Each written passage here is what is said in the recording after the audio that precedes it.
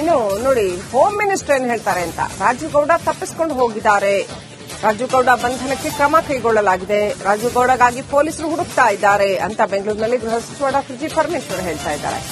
ಏನ್ ಹೇಳ್ತಾರೆ ಇವರು? ಒಬ್ಬ ಕಾಂಗ್ರೆಸ್ ಮುಖಂಡನನ್ನ ಅರೆಸ್ಟ್ ಮಾಡೋದಕ್ಕೆ ಸಾಧ್ಯ ಇಲ್ಲ ಅಂತ 3-4 ದಿನ ಕಳೆದ್ರು ಕೂಡ ತಪ್ಪಿಸ್ಕೊಂಡು ಹೋಗಿದ್ದಾರೆ ಅಂತ ಹೇಳ್ತಾರೆ. ಎಲ್ಲಿ ತಪ್ಪಿಸ್ಕೊಂಡು ಹೋಗ್ತಾರೆ? ಇಂಟೆಲಿಜೆನ್ಸ್ಗೆ ಸಿಗದೇ ಇರೋ ಮಾಹಿತಿ ಅದು ಎಲ್ಲಿ ತಪ್ಪಿಸ್ಕೊಂಡು ಹೋಗ್ತಾರೆ? ಯಾಕೆ ಗೃಹ ಸಚಿವರು ಇಂಥ ಹೇಳಿಕೆ ಕೊಡ್ತಾರೆ ಅನ್ನೋ ಪ್ರಶ್ನೆ ಹೇಳ್ತಾ ಇದೆ.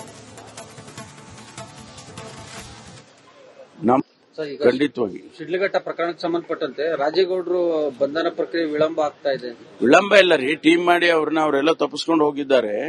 ಅವರಿಗೆ ಟೀಮ್ ಮಾಡಿ ಬಿಟ್ಟಿದ್ದಾರೆ, ಹುಡುಕೊಂಡು ಕರ್ಕೊಂಡು ಬರ್ತಾರೆ. ಅವರಿಗೆ ವಿಳಂಬ ಅಂದ್ರೆ ಅವರು ತಪ್ಪಿಸ್ಕೊಂಡು ಹೋಗಿರೋರನ್ನ ಹುಡುಕ್ಬೇಕಲ್ವಾ? ಏನದಕ್ಕೇನು ಟೈಮ್ ನಿಗದಿ ಮಾಡಿದೀರಾ ನೀವು? ನಾವೆಲ್ಲ ಸರಿ ಮತ್ತೆ ಅವರು ನಾನು ಜೆಡಿಎಸ್ ಕೇಳ್ಕೊಂಡು ಬಿಜೆಪಿ ಕೇಳ್ಕೊಂಡು ನಾವು ಆಡಳಿತ ಮಾಡ್ತಾ ಇಲ್ಲ. ನಮ್ಮದೇ ಆದಂತ ರೀತಿಯಲ್ಲಿ ನಾವು ಆಡಳಿತ ಮಾಡ್ತಿದೀವಿ. ಅವ್ರನ್ನ ಬಂಧನ ಮಾಡ್ತೀವಿ. ನಾನು ಅವತ್ತೇ ಸೂಚನೆ, ಸೇಮ್ ಡೇ ನಾನು ಅವ್ರಿಗೆ ಸೂಚನೆ ಕೊಟ್ಟೆ, ಇಮಿಡಿಯೇಟ್ಲಿ ಅವ್ರನ್ನ ಬಂಧನ ಮಾಡಿ ಅಂತ ಹೇಳಿ. ಬಂಧನ ಮಾಡ್ತಾರೆ. ಕೂಡ ಹಿರಿಯರು 8 ವರ್ಷ ಕೆಪಿಸಿಸಿ ಅಧ್ಯಕ್ಷರಾಗಿದ್ದರು. ಈ ತರಹದ ವ್ಯಕ್ತಿಯನ್ನು ಕಾಂಗ್ರೆಸ್ ಪಕ್ಷದಲ್ಲಿ ಇಟ್ಕೋಬಾರದು ಅನ್ನುವಂತ ರೀತಿಯಲ್ಲಿ ಒಂದಷ್ಟು ಆಕ್ರೋಶಗಳು. ಅದನ್ನ ನಮ್ಮ ಅಧ್ಯಕ್ಷರು ಕ್ರಮ ತಗೊಳ್ತಾರೆ. ಅವರು ಈಗಾಗಲೇ ನೋಟಿಸ್ ಕೊಟ್ಟಿದ್ದಾರೆ. ಅಧ್ಯಕ್ಷರು ಕೂಡ ನೋಟಿಸ್ ಕೊಟ್ಟಿದ್ದಾರೆ. ಅವರು ಪಕ್ಷದಿಂದ ತೆಗಿಬಹುದು, ಬಿಡಬಹುದು. ಅದು ಒಂದು ಶಿಸ್ತಿನ ಸಮಿತಿ ಅಂತ ಇರುತ್ತೆ, ಡಿಸಿಪ್ಲಿನರಿ ಕಮಿಟಿ ಅಂತ. ಅದ್ರ ಮುಂದೆ ತಗೊಂಡೋಗಿ ಅವರು ತೀರ್ಮಾನ ತಗೊಳ್ತಾರೆ.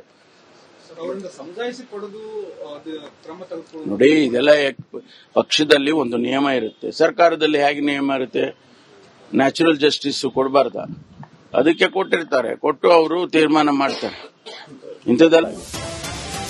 ಇನ್ನು ನೋಡಿ, ಹೋಮ್ ಮಿನಿಸ್ಟರ್ ಏನ್ ಹೇಳ್ತಾರೆ ಅಂತ. ರಾಜು ಗೌಡ ತಪ್ಪಿಸಿಕೊಂಡು ಹೋಗಿದ್ದಾರೆ, ರಾಜು ಗೌಡ ಬಂಧನಕ್ಕೆ ಕ್ರಮ ಕೈಗೊಳ್ಳಲಾಗಿದೆ, ರಾಜು ಗೌಡಗಾಗಿ ಪೊಲೀಸರು ಹುಡುಕ್ತಾ ಇದ್ದಾರೆ ಅಂತ ಬೆಂಗಳೂರಿನಲ್ಲಿ ಗೃಹ ಸಚಿವ ಡಾ ಜಿ ಪರಮೇಶ್ವರ್ ಹೇಳ್ತಾ ಇದ್ದಾರೆ.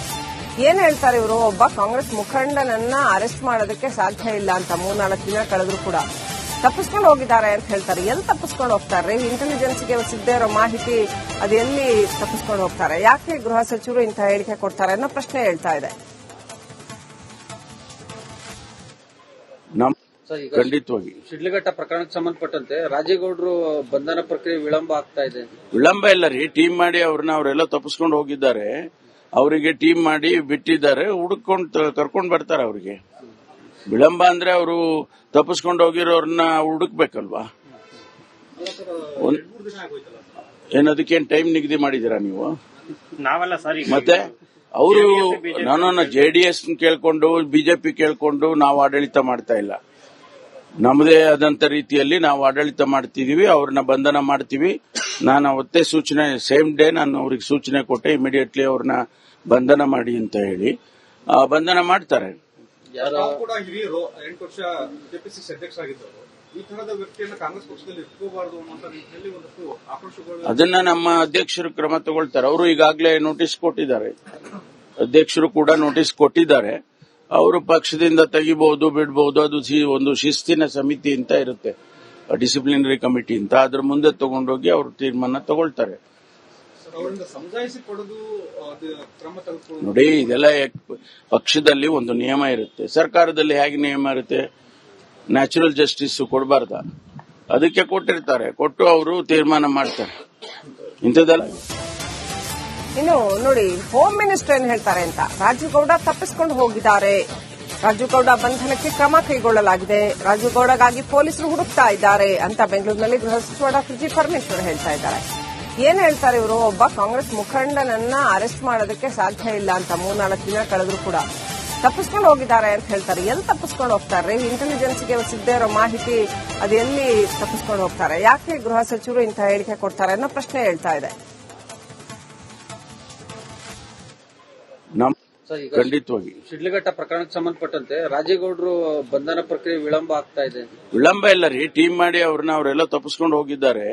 ಅವರಿಗೆ ಟೀಮ್ ಮಾಡಿ ಬಿಟ್ಟಿದ್ದಾರೆ, ಹುಡುಕೊಂಡು ಕರ್ಕೊಂಡು ಬರ್ತಾರೆ. ಅವರಿಗೆ ವಿಳಂಬ ಅಂದ್ರೆ ಅವರು ತಪ್ಪಿಸ್ಕೊಂಡು ಹೋಗಿರೋರನ್ನ ಹುಡುಕ್ಬೇಕಲ್ವಾ? ಏನದಕ್ಕೇನು ಟೈಮ್ ನಿಗದಿ ಮಾಡಿದೀರಾ ನೀವು? ನಾವೆಲ್ಲ ಸರಿ ಮತ್ತೆ ಅವರು ನಾನು ಜೆಡಿಎಸ್ ಕೇಳ್ಕೊಂಡು ಬಿಜೆಪಿ ಕೇಳ್ಕೊಂಡು ನಾವು ಆಡಳಿತ ಮಾಡ್ತಾ ಇಲ್ಲ. ನಮ್ಮದೇ ಆದಂತ ರೀತಿಯಲ್ಲಿ ನಾವು ಆಡಳಿತ ಮಾಡ್ತಿದೀವಿ. ಅವ್ರನ್ನ ಬಂಧನ ಮಾಡ್ತೀವಿ. ನಾನು ಅವತ್ತೇ ಸೂಚನೆ ಸೇಮ್ ಡೇ ನಾನು ಅವ್ರಿಗೆ ಸೂಚನೆ ಕೊಟ್ಟೆ, ಇಮಿಡಿಯೇಟ್ಲಿ ಅವ್ರನ್ನ ಬಂಧನ ಮಾಡಿ ಅಂತ ಹೇಳಿ. ಬಂಧನ ಮಾಡ್ತಾರೆ. ತಾವು ಕೂಡ ಹಿರಿಯರು 8 ವರ್ಷ ಕೆಪಿಸಿಸಿ ಅಧ್ಯಕ್ಷರಾಗಿದ್ದವರು, ಈ ತರಹದ ವ್ಯಕ್ತಿಯನ್ನ ಕಾಂಗ್ರೆಸ್ ಪಕ್ಷದಲ್ಲಿ ಇಟ್ಕೋಬಾರದು ಅನ್ನುವಂತ ನಿಟ್ಟಿನಲ್ಲಿ ಒಂದಷ್ಟು ಆಕ್ರೋಶಗಳು. ಅದನ್ನ ನಮ್ಮ ಅಧ್ಯಕ್ಷರು ಕ್ರಮ ತಗೊಳ್ತಾರೆ. ಅವರು ಈಗಾಗಲೇ ನೋಟಿಸ್ ಕೊಟ್ಟಿದ್ದಾರೆ, ಅಧ್ಯಕ್ಷರು ಕೂಡ ನೋಟಿಸ್ ಕೊಟ್ಟಿದ್ದಾರೆ. ಅವರು ಪಕ್ಷದಿಂದ ತೆಗಿಬಹುದು, ಬಿಡಬಹುದು. ಅದು ಒಂದು ಶಿಸ್ತಿನ ಸಮಿತಿ ಅಂತ ಇರುತ್ತೆ, ಡಿಸಿಪ್ಲಿನರಿ ಕಮಿಟಿ ಅಂತ. ಅದ್ರ ಮುಂದೆ ತಗೊಂಡೋಗಿ ಅವರು ತೀರ್ಮಾನ ತಗೊಳ್ತಾರೆ. ಅವರಿಂದ ಸಮಜಾಯಿಸಿ ಪಡೆದು ಕ್ರಮ ತೆಗೆದುಕೊಳ್ಳುವುದು. ನೋಡಿ, ಇದೆಲ್ಲ ಪಕ್ಷದಲ್ಲಿ ಒಂದು ನಿಯಮ ಇರುತ್ತೆ, ಸರ್ಕಾರದಲ್ಲಿ ಹೇಗೆ ನಿಯಮ ಇರುತ್ತೆ? ನ್ಯಾಚುರಲ್ ಜಸ್ಟಿಸ್ ಕೊಡಬಾರ್ದ? ಅದಕ್ಕೆ ಕೊಟ್ಟಿರ್ತಾರೆ, ಕೊಟ್ಟು ಅವರು ತೀರ್ಮಾನ ಮಾಡ್ತಾರೆ. ಇಂಥದ್ದೆಲ್ಲ ಇನ್ನು ನೋಡಿ, ಹೋಮ್ ಮಿನಿಸ್ಟರ್ ಏನ್ ಹೇಳ್ತಾರೆ ಅಂತ. ರಾಜೀವ್ ಗೌಡ ತಪ್ಪಿಸಿಕೊಂಡು ಹೋಗಿದ್ದಾರೆ, ರಾಜೀವ್ ಗೌಡ ಬಂಧನಕ್ಕೆ ಕ್ರಮ ಕೈಗೊಳ್ಳಲಾಗಿದೆ, ರಾಜೀವ್ ಗೌಡಗಾಗಿ ಪೊಲೀಸರು ಹುಡುಕ್ತಾ ಇದ್ದಾರೆ ಅಂತ ಬೆಂಗಳೂರಿನಲ್ಲಿ ಗೃಹ ಸಚಿವ ಡಾ ಜಿ ಪರಮೇಶ್ವರ್ ಹೇಳ್ತಾ ಇದ್ದಾರೆ. ಏನ್ ಹೇಳ್ತಾರೆ ಇವರು? ಒಬ್ಬ ಕಾಂಗ್ರೆಸ್ ಮುಖಂಡನನ್ನ ಅರೆಸ್ಟ್ ಮಾಡೋದಕ್ಕೆ ಸಾಧ್ಯ ಇಲ್ಲ ಅಂತ 3-4 ದಿನ ಕಳೆದ್ರು ಕೂಡ ತಪ್ಪಿಸ್ಕೊಂಡು ಹೋಗಿದ್ದಾರೆ ಅಂತ ಹೇಳ್ತಾರೆ. ಎಲ್ಲಿ ತಪ್ಪಿಸ್ಕೊಂಡು ಹೋಗ್ತಾರೆ? ಇಂಟೆಲಿಜೆನ್ಸ್ಗೆ ಸಿಗದೇ ಇರೋ ಮಾಹಿತಿ ಅದು ಎಲ್ಲಿ ತಪ್ಪಿಸ್ಕೊಂಡು ಹೋಗ್ತಾರೆ? ಯಾಕೆ ಗೃಹ ಸಚಿವರು ಇಂಥ ಹೇಳಿಕೆ ಕೊಡ್ತಾರೆ ಅನ್ನೋ ಪ್ರಶ್ನೆ ಹೇಳ್ತಾ ಇದೆ. ಖಂಡಿತವಾಗಿ ಶಿಡ್ಲಘಟ್ಟ ಪ್ರಕರಣಕ್ಕೆ ಸಂಬಂಧಪಟ್ಟಂತೆ ರಾಜೇಗೌಡರು ಬಂಧನ ಪ್ರಕ್ರಿಯೆ ವಿಳಂಬ ಆಗ್ತಾ ಇದೆ. ವಿಳಂಬ ಇಲ್ಲ ರೀ, ಟೀಮ್ ಮಾಡಿ ಅವರೆಲ್ಲ ತಪ್ಪಿಸ್ಕೊಂಡು ಹೋಗಿದ್ದಾರೆ. ಅವರಿಗೆ ಟೀಮ್ ಮಾಡಿ ಬಿಟ್ಟಿದ್ದಾರೆ, ಹುಡುಕೊಂಡು ಕರ್ಕೊಂಡು ಬರ್ತಾರೆ. ಅವರಿಗೆ ವಿಳಂಬ ಅಂದ್ರೆ ಅವರು ತಪ್ಪಿಸ್ಕೊಂಡು ಹೋಗಿರೋರನ್ನ ಹುಡುಕ್ಬೇಕಲ್ವಾ? ಏನದಕ್ಕೇನು ಟೈಮ್ ನಿಗದಿ ಮಾಡಿದೀರಾ ನೀವು? ನಾವಲ್ಲ ಸರ್. ಮತ್ತೆ ಅವರು ನಾನು ಜೆಡಿಎಸ್ ಕೇಳ್ಕೊಂಡು ಬಿಜೆಪಿ ಕೇಳ್ಕೊಂಡು ನಾವು ಆಡಳಿತ ಮಾಡ್ತಾ ಇಲ್ಲ. ನಮ್ಮದೇ ಆದಂತ ರೀತಿಯಲ್ಲಿ ನಾವು ಆಡಳಿತ ಮಾಡ್ತಿದೀವಿ, ಅವ್ರನ್ನ ಬಂಧನ ಮಾಡ್ತೀವಿ. ನಾನು ಅವತ್ತೇ ಸೂಚನೆ ಸೇಮ್ ಡೇ ನಾನು ಅವ್ರಿಗೆ ಸೂಚನೆ ಕೊಟ್ಟೆ, ಇಮಿಡಿಯೇಟ್ಲಿ ಅವ್ರನ್ನ ಬಂಧನ ಮಾಡಿ ಅಂತ ಹೇಳಿ. ಬಂಧನ ಮಾಡ್ತಾರೆ.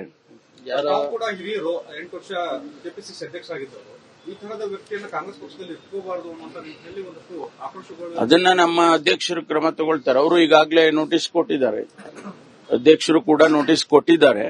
ಅವರು ಪಕ್ಷದಿಂದ ತೆಗಿಬಹುದು, ಬಿಡಬಹುದು. ಅದು ಒಂದು ಶಿಸ್ತಿನ ಸಮಿತಿ ಅಂತ ಇರುತ್ತೆ, ಡಿಸಿಪ್ಲಿನರಿ ಕಮಿಟಿ ಅಂತ. ಅದ್ರ ಮುಂದೆ ತಗೊಂಡೋಗಿ ಅವರು ತೀರ್ಮಾನ ತಗೊಳ್ತಾರೆ. ಅವರಿಂದ ಸಮಜಾಯಿಸಿ ಪಡೆದು ಕ್ರಮ ತೆಗೆದುಕೊಳ್ಳುವುದು. ನೋಡಿ, ಇದೆಲ್ಲ ಪಕ್ಷದಲ್ಲಿ ಒಂದು ನಿಯಮ ಇರುತ್ತೆ, ಸರ್ಕಾರದಲ್ಲಿ ಹೇಗೆ ನಿಯಮ ಇರುತ್ತೆ? ನ್ಯಾಚುರಲ್ ಜಸ್ಟಿಸ್ ಕೊಡಬಾರ್ದ? ಅದಕ್ಕೆ ಕೊಟ್ಟಿರ್ತಾರೆ, ಕೊಟ್ಟು ಅವರು ತೀರ್ಮಾನ ಮಾಡ್ತಾರೆ. ಇಂಥದ್ದೆಲ್ಲ